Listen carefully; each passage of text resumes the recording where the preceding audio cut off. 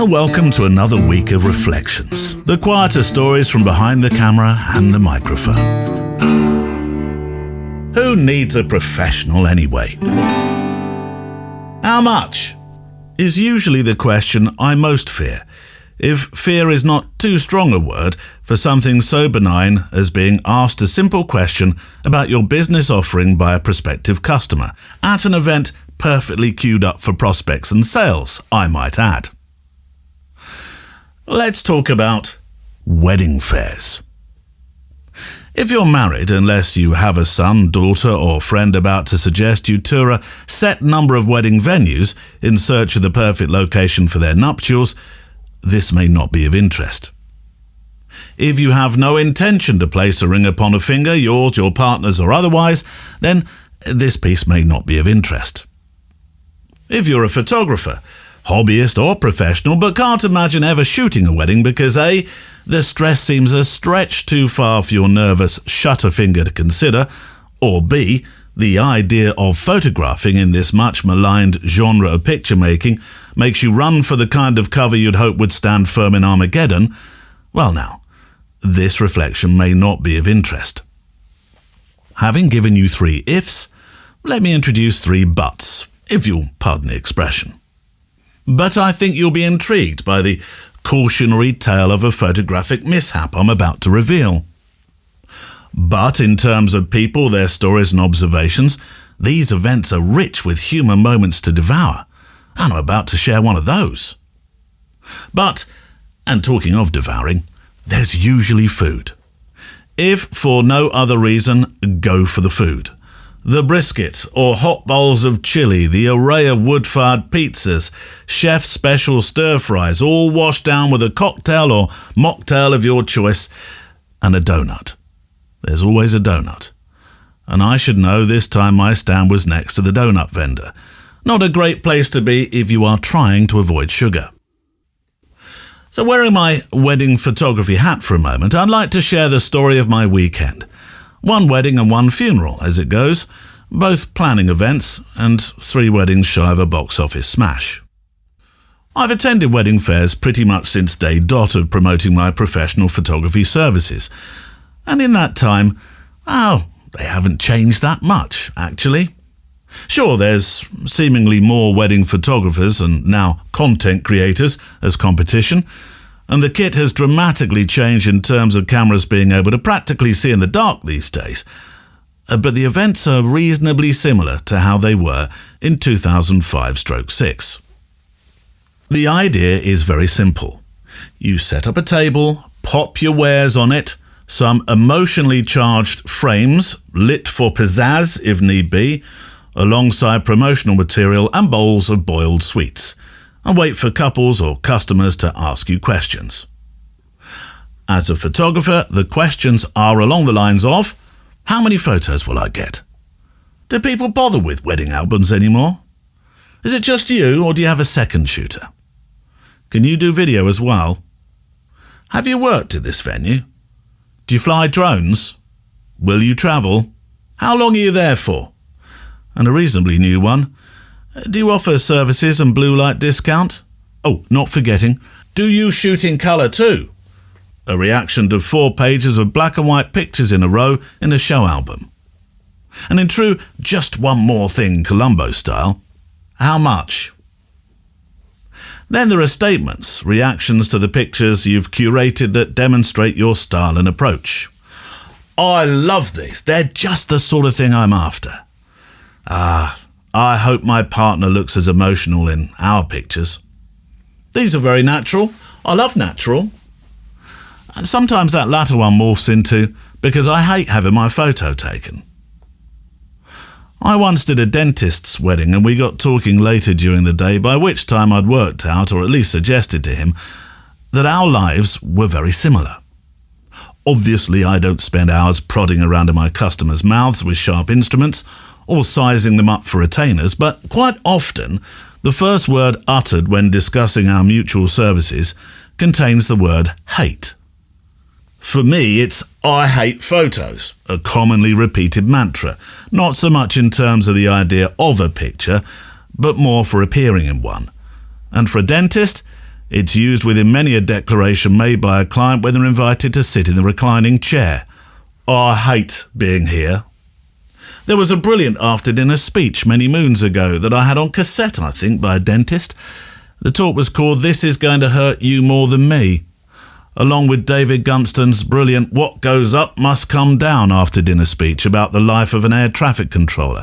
It's amazing what you can entertain business professionals with after 100 plates of chicken, accompanied by last year's finest Chateau Neuf to fall over.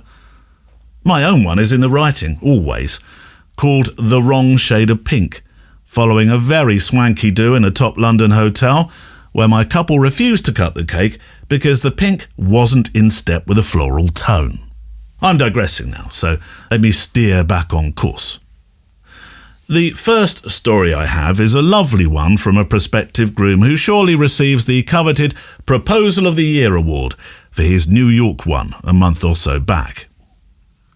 There's a rooftop restaurant overlooking Times Square, which he'd booked for a romantic lunch with his soon-to-be fiancée.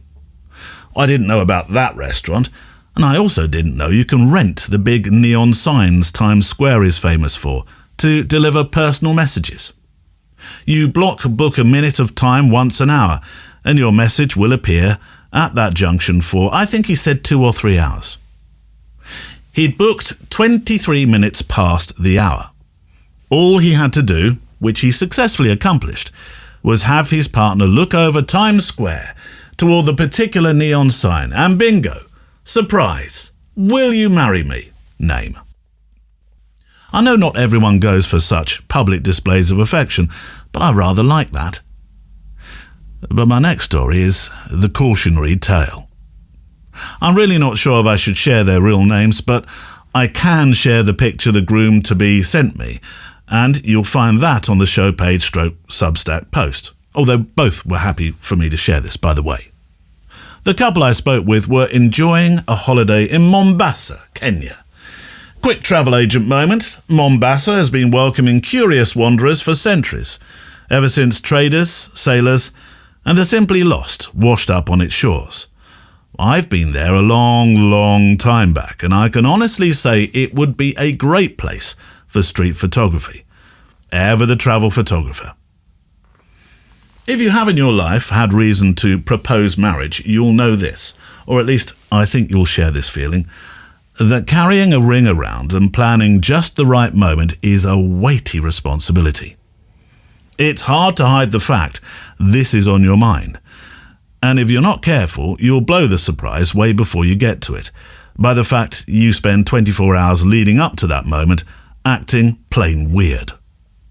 I'm sure airport security staff must savour this moment. They see the ring within its ring box, hidden at the bottom of a sneaker, secured from the naked eye, but not X-ray, by a well-stuffed gym sock. "Who's got the Adidas bag, please?" they say as they scour the row of travellers just coming through the standy-up arms spread wide personal X-ray machine. They'll have their fun and watch him or her perspire as the search of their bag moves toward the surprise, which is the sneaker. And then they'll say, "All seems in order," as they brush the shoe. "Have a nice trip," said with a wink. Look out for those winks if you're expecting or hoping for a proposal, or just if you're in an airport. You'll probably see one. Anyway, back in Mombasa, our groom-to-be was winding up for the big moment, and he'd organised at the last moment someone in the outdoor restaurant to photograph this big life moment. 3 moments, same sentence, apologies. He goes down on one knee, his fiancée has stood. You can see by the photograph dinner is still to be served. I don't blame him for not waiting. You can't enjoy a lobster thermowatsit knowing that this moment is yet to be served. Steadied on one knee, he produces the ring. A beautiful moment. A moment you want to, capture cleanly, lovingly, in focus. A moment that demands a photographer who knows timing and angles, anticipation, and when not to stand behind a fern. Click. The waiter takes the photograph with the earnest energy of someone who believes pressing the button is the entire job. And he does capture it. Technically. The trouble is, he manages to position himself in such a way that the groom's face is completely obliterated by a giant leaf from a potted plant. As for the bride-to-be, well, she's turned at an angle that could belong to any human woman on earth. It's less, will you marry me, and more, guess who these people are. Now, you wouldn't hire me to cook a soufflé unless you actively enjoy disappointment. I know my limits. A soufflé is not a place to experiment. It's a place for skill, precision, and someone who understands the stakes. A proposal photograph is no different. High emotion, one chance, and no opportunity for reshoots, unless you're willing to fake the whole thing later on a beach with props. This is the rather honest truth of it, isn't it? And with their permission, I might like to share this at future wedding fairs. I mean, it's not as if you'll recognise them.